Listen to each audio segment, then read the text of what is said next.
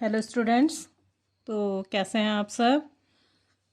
कैसी चल रही है आप सबकी तैयारी टाइपिंग की? और आपके जो की डिप्रेशन है वो अच्छे से आ रहे हैं या नहीं आ रहे हैं? आप बताइए मुझे कमेंट बॉक्स में। अभी फ़िलहाल जिसके लिए मैंने ये वीडियो बनाई है, तो कुछ क्वेरीज़ हैं स्टूडेंट्स की जिसके बारे में वो बार बार पूछ रहे हैं। तो मैंने सोचा सबको अलग अलग जवाब देने से अच्छा है, रिप्लाई करने से अच्छा है कि मैं उसके ऊपर एक वीडियो ही बना दूँ। तो देख लेते हैं, जो सबसे ज़्यादा क्वेश्चंस पूछे जा रहे हैं उनके ऊपर हम थोड़ी सी वीडियो देख लेते हैं। तो कुछ स्टूडेंट का बार बार ये कमेंट आ रहा है कि मैडम एक्यूरेट मार्क्स बता दीजिए कि कितनी कट ऑफ रहेगी। तो भाई देखो, जितना तो मुझे लग रहा है उतना तो मैंने आपको बता दिया है जो कट ऑफ रहनी चाहिए, और इसके आगे तो मैं ज़्यादा कुछ बता नहीं सकती हूँ। जितना जितना भी एनालाइज करके पता चला, जो भी हो सका उस हिसाब से मैंने आपको कट ऑफ बता दी है। जिन भी स्टूडेंट्स के 3 to 4 मार्क्स ज़्यादा हैं हर उसमें कैटेगरी में, जनरल कैटेगरी में या ओबीसी, एसटी, एससी, तो वो सब बहुत अच्छे से तैयारी कर लें। और जो मिनिमम मार्क्स वाले भी हैं वो भी अच्छे से तैयारी करें, क्योंकि पता नहीं है कि कहाँ पे स्टूडेंट मिलेंगे, कहाँ पर स्टूडेंट नहीं मिलेंगे। तो इसलिए बहुत अच्छे से तैयारी करते रहिए। टाइपिंग टेस्ट देने सबको ही जाना चाहिए।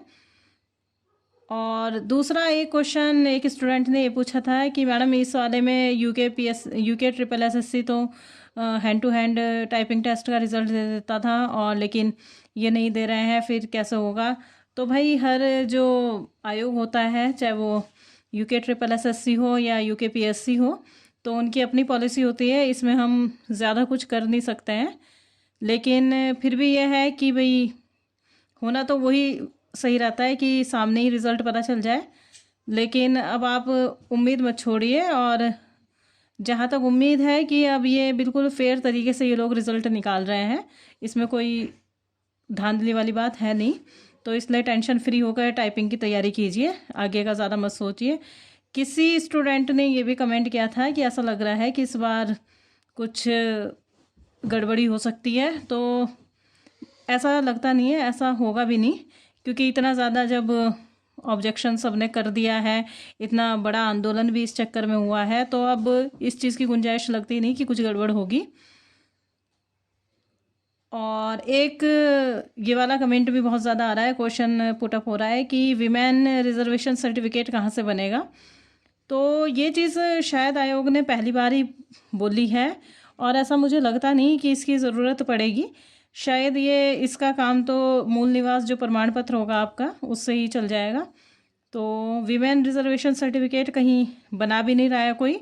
पटवारी से लेके एसडीएम डीएम तक शायद ये बन नहीं रहा है, ना तहसील में बन रहा है। तो इसलिए इसके लिए तो यही है कि आपका जो स्थायी निवास प्रमाण पत्र होगा वो इसी से काम चल जाना चाहिए। बाकी और कुछ इसके लिए वैलिड लग नहीं रहा है कि ये किसी और तरीके से बन सकता है। बात कर लेते हैं एड्रेस। एड्रेस बहुत ज़्यादा लोगों के स्टूडेंट्स का क्या हो रहा है, किसी का गांव का एड्रेस है लेकिन अभी वो रिसेंटली कहीं और रह रहा है। तो एड्रेस से ज़्यादा कोई प्रॉब्लम आने वाली नहीं है, ये कोई इशू नहीं है। इसे आप इग्नोर ही करिए। वो तो जाहिर सी बात है, इस टाइम हम कहीं भी रह रहे हैं, लेकिन उस टाइम हम वहाँ रहते थे तो वहाँ का स्थायी निवास प्रमाण पत्र बना। एक एक ऑनलाइन और ऑफलाइन का भी चक्कर है शायद इसमें, मूल निवास में, कि मूल निवास किसी का ऑनलाइन है किसी का ऑफलाइन है। तो ये शायद जो ऑनलाइन स्टार्ट हुए हैं वो तो 2022 से ही स्टार्ट हुए हैं, तो उससे पहले ऑफलाइन ही बनते थे। तो इसमें भी टेंशन लेने की ज़रूरत नहीं है, चाहे आपका ऑनलाइन होगा चाहे आपका ऑफलाइन होगा, वो दोनों चल जाएंगे।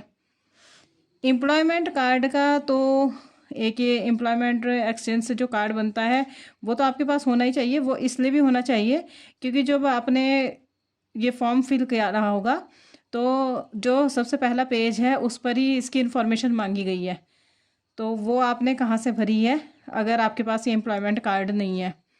डिग्री भी आपके पास होनी ज़रूरी है किसी भी उसकी। 10th-12th का तो होनी चाहिए जो भी डिग्री है, और सनद जिसको बोलते हैं, और बीकॉम की भी डिग्री आपके पास होनी चाहिए। तो ये सब आपके लिए बहुत ज़रूरी है। एक क्वेश्चन किसी ने पूछा था कि ओबीसी वीमेन जो होती है वो टोटल सीट पर फाइट करती है या कैसे होता है इनका।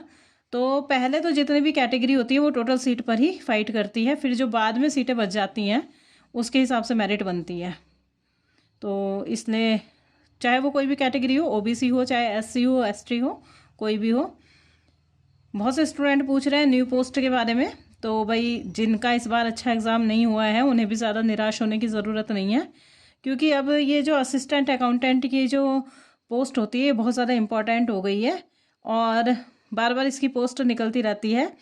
ये हम लोगों का दुर्भाग्य ही समझिए कि 2021 में ये इस एग्ज़ाम के साथ ऐसा हो गया था, तो इस वजह से ये इतना लेट हो गया, इतना इन्होंने धांधली कर दी बीच में। लेकिन अब आगे ऐसी उम्मीद नहीं है, तो ऐसी उम्मीद की जा रही है कि इस साल फिर इसकी वैकेंसी आ जाएगी। तो इस साल ना भी आए तो अगले साल मार्च अप्रैल तक तो इसकी वैकेंसी आ ही जाएगी। तो इसलिए बहुत अच्छे से आगे आप लोग तैयारी करते रहिए और निराश बिल्कुल मत होइए, क्योंकि नई पोस्ट आएंगी ही आएंगी। और कुछ किसी स्टूडेंट की क्वेरी हो तो वो भी कमेंट बॉक्स में पूछ सकते हैं, मैं जल्दी उस पर भी वीडियो बना दूंगी। तो उम्मीद है आपकी सारी जितनी भी प्रॉब्लम्स हैं वो क्लियर हो गई होंगी और बहुत अच्छे से तैयारी करते रहिए। टाइपिंग अपनी जारी रखिए, डेली 1-1, 2-2 घंटे, 3-3 घंटे जितना भी आप कर सकते हैं करिए। और डीवी के लिए अपने सारे डॉक्यूमेंट्स रेडी कर लीजिए और ऑल द बेस्ट डीवी के लिए। तो फिर मिलेंगे जल्दी ही नए टॉपिक के साथ नई वीडियो में। तब तक के लिए बाय बाय, टेक केयर।